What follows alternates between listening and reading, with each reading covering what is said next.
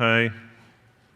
Hello and welcome to my talk about getting exceptional Steam user scores. There will be practical tips, there will be charts, there will be nudes, so please stick around. In case you don't know me, my name is Kacper Szymczak. I've been in the industry for over 19 years. I started at Techland, and next I was the lead designer at Creative Forge. Then the whole team left that studio and started Artificer. 2 years ago, we released Showgunners. Last year, we released Sumerian 6, nominated for this year's Digital Dragon Awards for Best Design. And in the meantime, Artificer got acquired by the Devolver Group. So the reason I decided to talk about this topic is that our team went a long way in terms of game user scores. We went from a game rated 41% all the way to 94% user score on 2 games in a row. So let me tell you how. But first, a couple of disclaimers. First, these are insights rather than hard data. This presentation is based mostly on what our team learned over the time rather than rigid data analysis. Second disclaimer, the community vibe for a game changes from game to game, from genre to genre. And every game community is somewhat different, and user reviews vary between games. My insights are based on games kind of like ours, so single player and with a finite campaign. And lastly, if you look at the reviews for any game, the data pool is a mess of contradictions, outliers, etc. Gamers don't share one common way of reviewing games, obviously. Gamers are different and look at games from all sorts of different perspectives. That being said, there are plenty of things we discovered that matter more than others, things that you can use to make your user score better. So, why bother with user score at all? So apart from the very important ego boost, studio standing, and resulting business opportunities, top user score games do better. GameDiscovery.co did some research about this. So this chart depicts first month conversion from wishlist to sales per user score bracket. And looks like titles with the highest user score sell better. Surprise, surprise. And low user score games sell worse. So obviously, sort of. To sum it up, high user score won't guarantee sales. You can have an exceptionally high user score game with mediocre sales. Done this twice. And you can have really bad user score sell amazingly. That being said, in general, it can definitely can't hurt and probably can help. So, first, let's talk about what user score is not. There's one common misconception we need to address, that the Metacritic score, also known as the Metascore, for many games, Metascore number is somewhat adjacent, similar to the user score number. So for devs, sometimes assume they go hand in hand, and they don't. So the Metascore is the average of press review scores, and it's weighted. It's a weighted average, so based on the audience size of press outlets. So big outlets affect user score, the Metascore more. So here's a really silly example that we encountered. 2 years ago, we released Showgunners. The Metacritic was looking nice. It was at 85% or so at the time. But overnight, lo and behold, our Metascore dropped by like 5%, 3%, a lot, after a single review. So that must have been a very influential review from a very influential outlet. I would like you to, quiz time. I'd like you to guess what outlet was that. What was the site or magazine that had so much sway in our Metascore? Any ideas? IGN. No, not IGN. Not Rock, Paper, Shotgun. So it was Sports Illustrated. You might ask, what the fuck is Sports Illustrated? This is Sports Illustrated. So, clearly, less about sports and more about the illustrated part. But Sports Illustrated sells a lot of copies. And I kind of think I know why.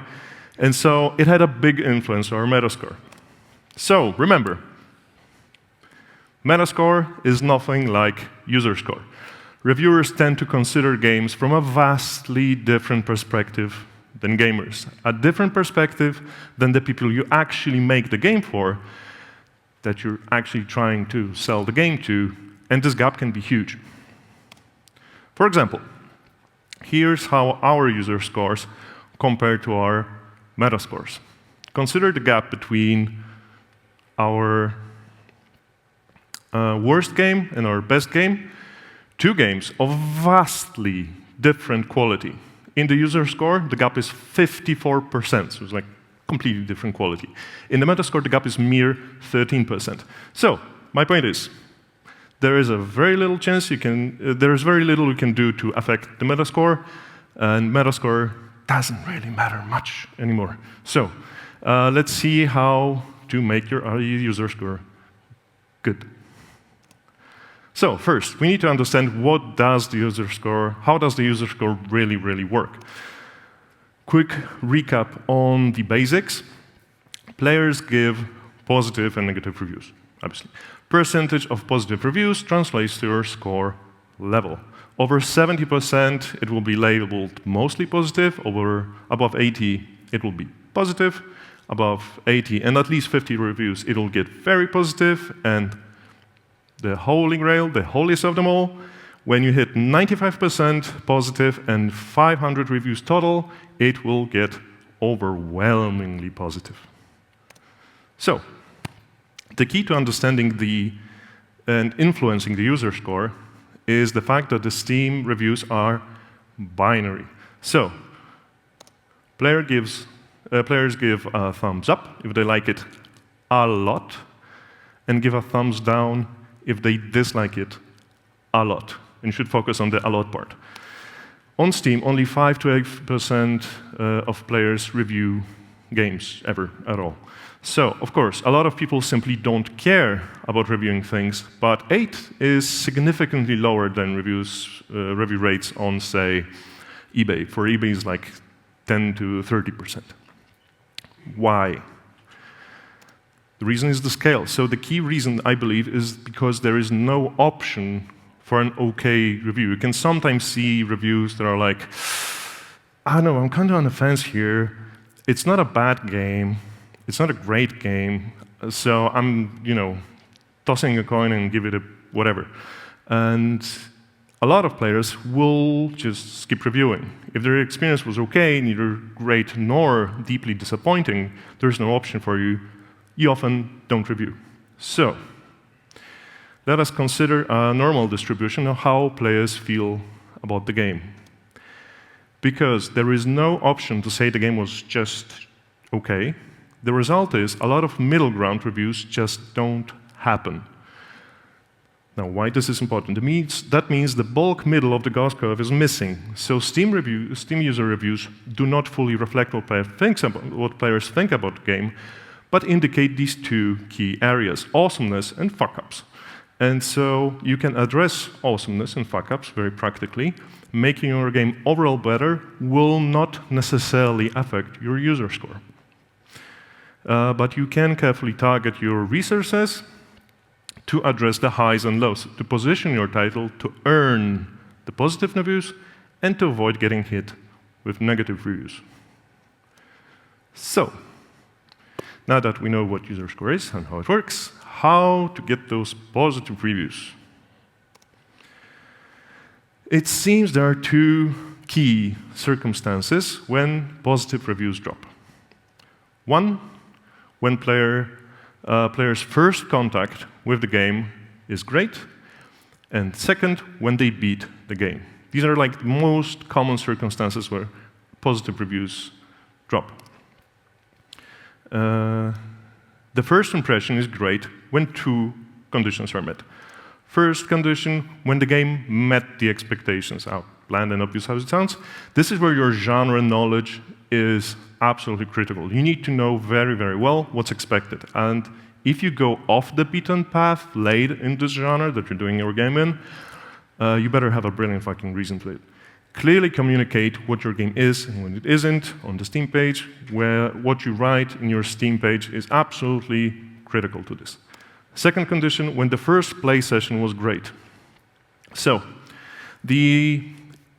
in our industry, there's this term of golden hour, but we believe that's not enough. Golden hour as in the first hour of the experience with a game is the most important part of the experience. Yeah, but that's too short. So, we believe the first impression usually takes one gaming evening. That's a somewhat unspecific quant of time. We call it the golden evening, so roughly 2-3 hours of gameplay, whatever an evening is, right? And if your game gets boring or bad, within the scope of a golden evening, you miss out on your first contact positive reviews. Second circumstance for a positive review is beating the game. I'd say that's the even more important part. So if you get the player to beat the game, it must be at least somewhat good, right? As in, there's probably a nice psychological term for this. But since I invested so much time into beating this game, must have been fun, right? As in, there's an internal contradiction that you feel when you try to write a negative review for a thing that you sunk in like 100 hours in, right? Or 50 or 12.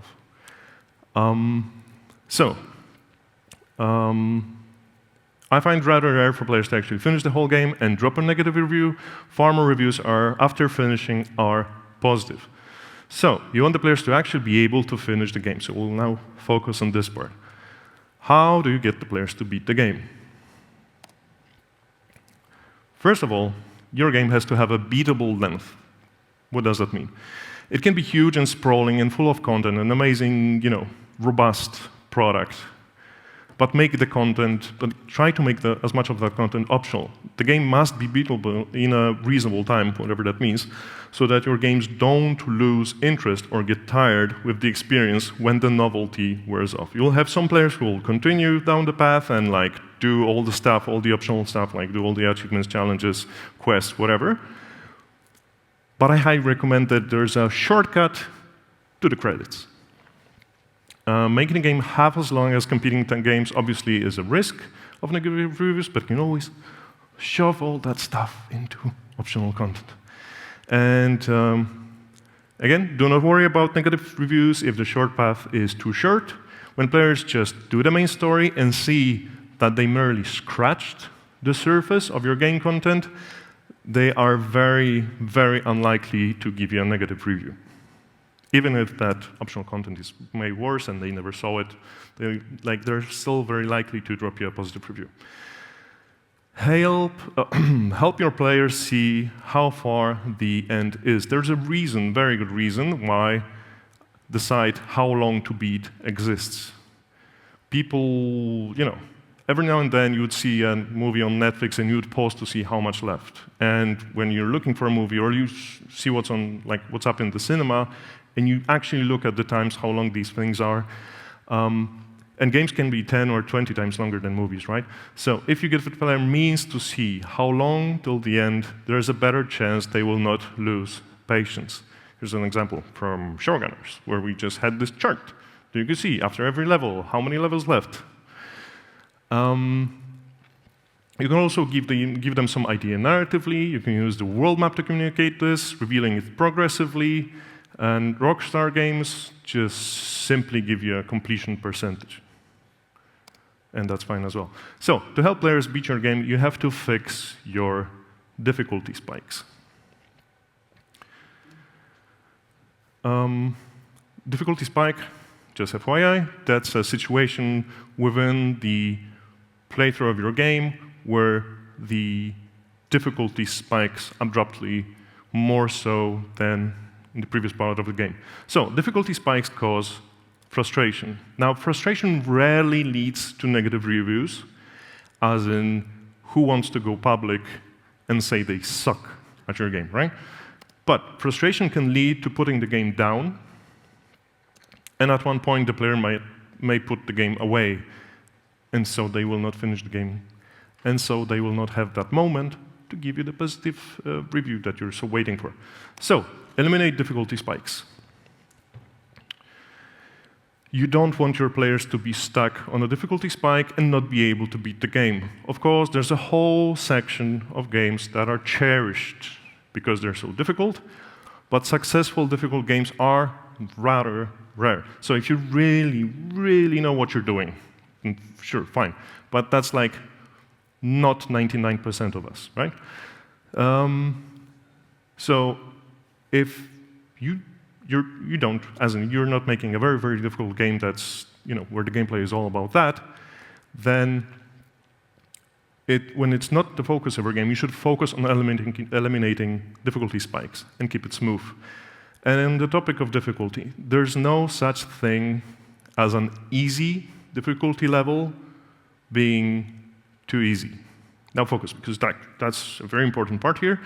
Whenever you have feedback that your easy difficulty level is too hard, just make it easier. And the other way around, when whomever says your very difficult level is too easy, make it harder. It's that simple. So, especially when it comes to completing the game, to help your players beat the game, make the ending beatable. Sure, that last level should be the final test of player skills. Of course. But every so often I see game designers making, well, it has to be the ultimate, most difficult challenge. No, it doesn't. Absolutely no. So it has to be the ultimate test of player skills, as in you have you have access to all your abilities, or your characters, or your tools, yada yada. Sure, but it doesn't have to entail that this is like the biggest challenge in the game. You can put that somewhere else. You don't want it to be the off-the-charts most difficult challenge where players get stuck, and so they put the game down, they put the game away, never finish it, never review it. Just note how the complexity of having access to it all at this point creates a spike in itself. And obviously, this is the last impression of your game. So it has to be, sure, challenging, but also satisfactory and not frustrating. To help players beat your game, give them what we call pace control. Give players control over how fast they go through the game. This is extremely tricky, especially if it's somewhat linear. So the opposite frustration is obviously boredom. Occurs when the game is too easy. Give players the control over how fast they're moving, how quickly they can get to the harder challenge. This means let them skip the easier stuff, go right to the harder stuff. Consider this. When a section of the game is too easy to a player, without pace control, the player will have to slog through the boring, unchallenging content, maybe put it aside, I'll finish this later because it's just like too easy and too boring. With pace control of sorts, they'll be able to breeze through, skip it, avoid it, whatever. The simplest way to check this is to try to speedrun your game. And ensure it's possible, that speedrunning your game is possible. If it's not, you're screwed. And that it's very different. Like your speed through, your speedrun time should be drastically different from your average playthrough time. So let them skip parts of the game where they feel it's too easy, make the less interesting stuff skippable, don't drag them through all your content, please, and keep stuff optional. And of course, make dialogues, cutscenes, sorry Marish if you're here, make dialogues, cutscenes, whatever else, skippable. So, how to check how many people finish the game? Obviously, you can put in some fancy data collection stuff, but you can also just do achievements and look at achievements. So, when you look at achievements, the simplest way to check is how many players beat the game because they have the achievement for beating the game, and it's easily accessible. Now, you might say, Kacper, you brilliant person, but didn't you notice that this data is biased because these are the percentage of players, of all the players who own the game? And right back at you, most games also drop an achievement when you beat the first level. So you can calculate how many people of those who started the game got to finish the game. So first, in that table above, you have the percentage. First, you have the percentage of people who have beaten the game. Second, the percentage of people who have beaten the first level. And next, of the people who started, how many beat the whole thing. See how these stack against the user scores. And of course, correlation doesn't equal causation, but it is, I believe, something worth pursuing. So, to reiterate, if a player drops your game, you miss the opportunity for a positive review. And now to the second part, and as always, I've been speaking way too fast, so I'll let you out early. And sorry. By the way, to extend the time of my talk a bit more, I do hold the record, I believe, for the shortest talk on Digital Dragons in the full time slot. 14 minutes. And now, and we're already at 20, so 21. And if we wait a moment, it will be 22. So now, for dodging the negative reviews. While positive reviews can be earned, negative reviews can be avoided and dodged. Two key follows of negative reviews are: one, not happy with the purchase, not what they expected, they feel cheated or feel robbed, and too many fingers here. And two, like the game, they like the game, they want to play the game, but for some reason they can't. So, players hate it when the game is not what they expected, well, obviously. But going back to your Steam page, expectations in the genre. Maybe it's a challenging genre and your game provides not enough challenge, or there are some genre-defining mechanics that you changed for no good reason other than you wanted it to be somewhat original in the wrong way. Or the screenshots promised depth where there was none. So be extremely honest and direct in your Steam page. Don't have a fuzzy story plug in your Steam short description. Like, just say what it is, as directly as possible. If you stray away from your genre, go far.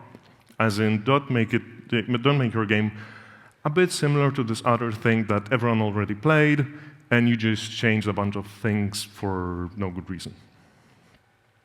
So that your game crosses the threshold from typical game of the genre that's done wrong, all the way to a game that transcends the genre in some way.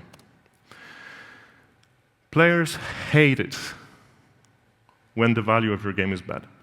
This happens when the game is too short for how much it costs.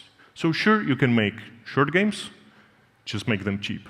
Rule of thumb, if it costs more than $1 per 1 hour of gameplay, you have a problem. Players might hate it when they can't play the way they want to play. In other words, when they disagree with your design decisions. So, every now and then, within your studio, within your team, you'll have discussions and debates about how we should do a certain thing. And you'll have people disagreeing with you strongly, like, I believe we should do it this other way, and like, I don't know, we should have double jumping, or we don't, like, that's a stupid fucking example. But you have decisions where you have 2 or 3 groups, like, we should show this helper, or like, we should show specific damage that weapons deal, or how many HP enemies have left. And this is the perfect example of a thing that will be coming back later from your community, possibly in the form of negative reviews. So this was a fun game, but why did they hide the health points? Or why did they show the health points? Whatever. And the solution is just put these things into option. Whenever you have a situation in your team when there's a debacle, two different opposing sides discussing the same thing, having two vastly different opinions, just put it in as an option and choose whatever as default. So, yeah, and you can put in a disclaimer in your options. This is not the way it's meant to be played. Please, please don't touch these options. Also, here are the options. Like, come on, you can play Darkest Dungeon on easy nowadays. It's supposed to be darkest. And I only beat it because they did that. So, just feel free about adding disclaimers. Like, this will break your gaming experience, not what we intended, but there you go. It's as if in a fine dining restaurant, they wouldn't put salt on the table. I'm wondering if they do. But you're not a fine dining restaurant, most probably, so just put the salt on the table. Players will hate it when you don't support their hardware. And people have all sorts of weird hardware, and obviously, you cannot support it all. Like, I remember when we did Call of Juarez back in Techland, and someone was extremely fucking angry that they cannot play the game with walking on a joystick and aiming with a mouse. I was like, who the fuck are you? What is the setup? Why would you? But like, as far as you can go, on effective costs, do support stuff. One of the key things is widescreen support, that for whatever reason not everyone does, but it's a significant user base, and they are extremely vocal. It feels like, to me, it feels like people who buy a widescreen monitor and then play with that, they're like, ready for whining on the internet. Like, oh, everyone on the internet is whining about no widescreen support. I'm going to buy a widescreen just to get in the mosh pit. Players hate when they feel cheated about Steam Deck support. This is somewhat new, because Steam Decks aren't that popular yet, although they should be, by the way. Quick plug, I don't work at Valve. I wouldn't want to work at Valve, but I do own a Steam Deck, and it is the best platform ever. You should all get one. It's the best. It is the best. So, and for whatever reason, people who did pick up Steam Deck as early adopters are extremely vocal about games not supporting Steam Deck when they supposedly do. And Steam Deck support testing from Valve, where we get the green check mark, it's not bulletproof. It's a flimsy process, as in your game can be somewhat bad on Steam Deck and still get a green check mark. Now, you should never, ever do this, as in do not apply for a Steam Deck review from Valve if you're not 100% certain that it's good, that it doesn't run well. Better stick to playable, so the yellow thingy, and get positive reviews, surprise reviews, like, I tested it on Steam Deck, and despite having playable mark, it was really, really good. It should get a green check mark. Here's my thumbs up review. Rather than reaching out, get the verified through the flimsy, not super solid testing process from Valve, get a green check mark, and then get mauled in the reviews because someone bought it, they can no longer refund it, and the game doesn't work as well as they expected. And 30 minutes, perfect. So now for some other things that matter and some other things that don't. I know that overall, this whole talk sounds like, just make everything excellent in your game and you'll be fine. But you don't have to, really. There are things that don't matter much. For example, some local quality drops are not reflected in user score. No one will go back to reviews and say, well, it's a fun game, but in level 6, it wasn't as pretty or as smooth or whatever. Well, yeah, that never happens. So you'll have that internally in literally any team I've ever seen, any discussion I've ever had. We have this, drop of quality in level 15. We must address it. No, you don't. You just don't. No one will fucking care. We'll be like, well, that level sucked. Great game. Occasional minor, not great game-breaking bugs are not reflected in user score as well. So be wary which bugs you fix. You don't have to fix them all. We have a lot of bugs reported on Discord, on Steam community for both the games that have 94%. It works for 94% of people, so it's fine. Balance issues are often overlooked. Obviously, I'm not talking about difficulty spikes here. Difficulty spikes are a different animal. But, for example, a portion of your equipment being useless because some other equipment is better. Like, why would I ever use this weapon? No one fucking cares. So, don't worry too much about your... Marisha not here? Don't worry about your story. Sorry. A bad story and writing alone will not give you negative reviews. It just won't. Unless, of course, your game is a narrative game that only has a story and that's supposed to have a great story. But if it doesn't, no one cares. It's nice if it's good. But in most cases, this will not be reflected in the user score. Customer support. You should do customer support. No one does that. So, first of all, it is okay to respond to negative reviews. You can actually ask the reviewer for specific things to fix, then fix them, tell them, and they will change the review more often than not. You can recommend solutions for a problem they have, if there is one. Maybe invite them to your Discord for help from your community, or just you, if you don't have a community. And you can even suggest a refund if it seems legible. Not everyone knows they can refund games on Steam. Seems like, to me, that most people don't.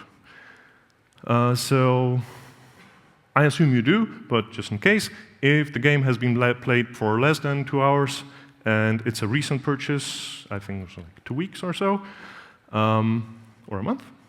2 weeks, right? So, by the way, I talked about this in the past, and I was wrong about this in the past. I suggested refunded reviews don't count.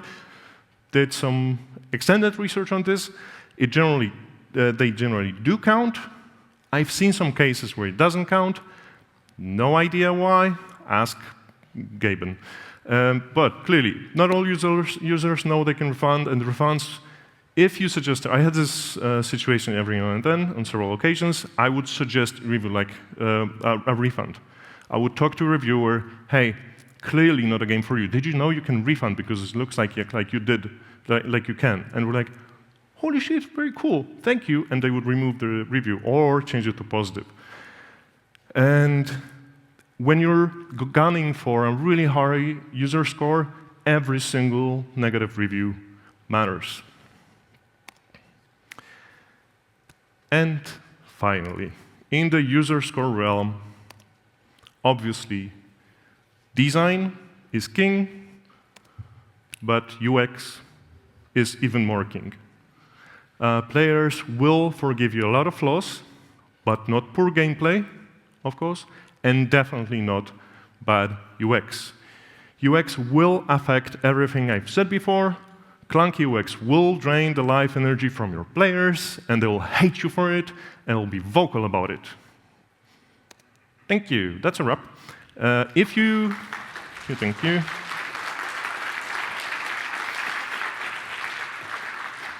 And staying on the topic somewhat, if you liked my talk, please rate it. If you didn't, please don't. So if you have any questions, now would be the time.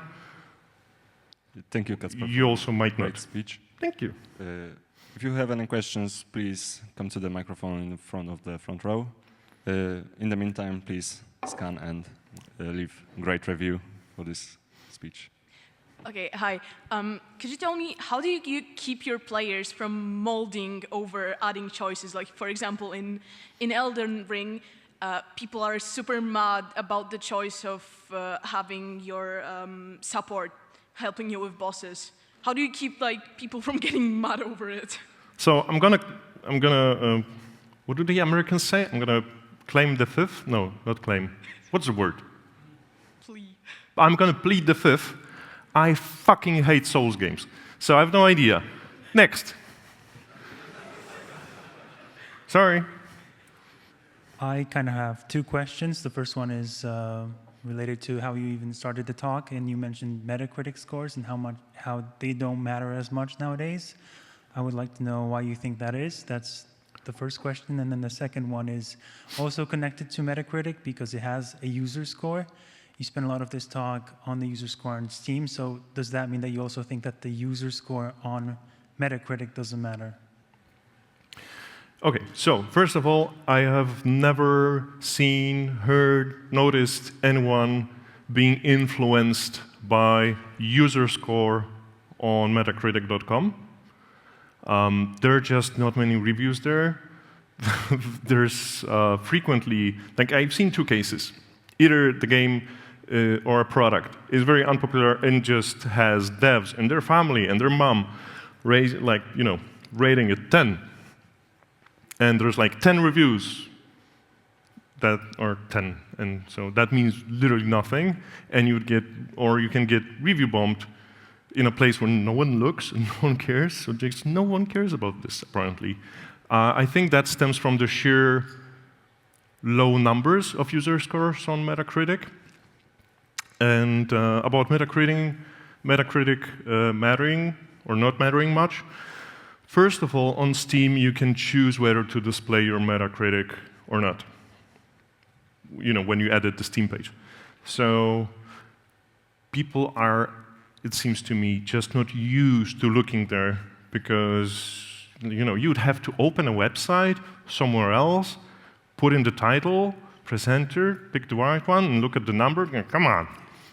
So many clicks. And second of all, it did matter more back in the day, roughly 15 years ago, when in contracts, in business publishing investment context, you would have a stipulation that the game has to hit a specific metascore, and there's a bonus if you hit whatever metascore. And there was a point where the industry collectively said, fuck you, we're not doing this, because this is stupid, because because the Metacritic reviews are just so random. Case in point, that Titty magazine, yeah. So I think that's why. Might be wrong. And I think we're done. Thank you.